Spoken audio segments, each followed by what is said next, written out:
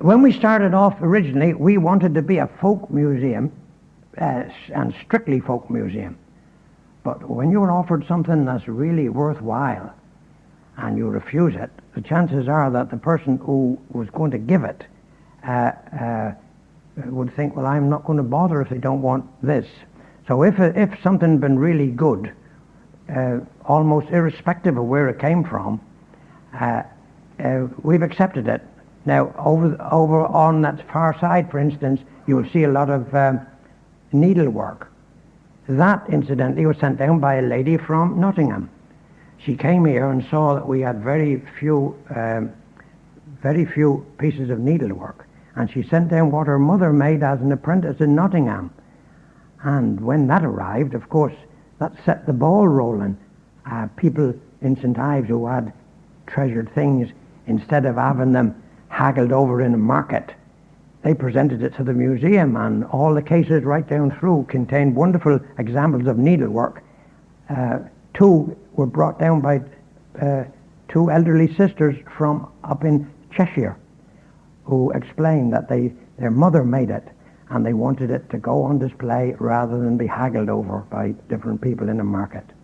Well, looking at needlework, Stanley, alongside you've got a model of a young lady dressed up there. Is that Cornish dress, or where did that one come from?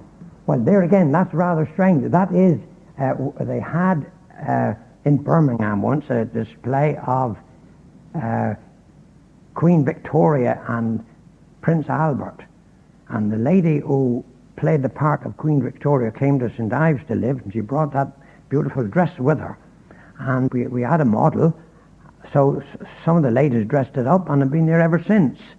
It isn't exactly St.Ives, but then it is a treasure as far as needlework is concerned. Well, as you're saying, Stanley, when somebody presents something to you, you don't really want to turn it down, do you?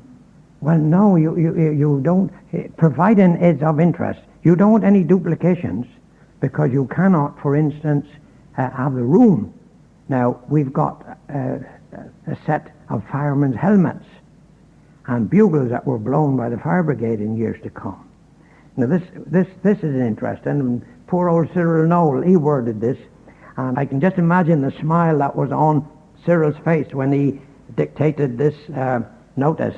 It says it's a bell that was in the market house, and it states on it, "The old St. Ives market house bell."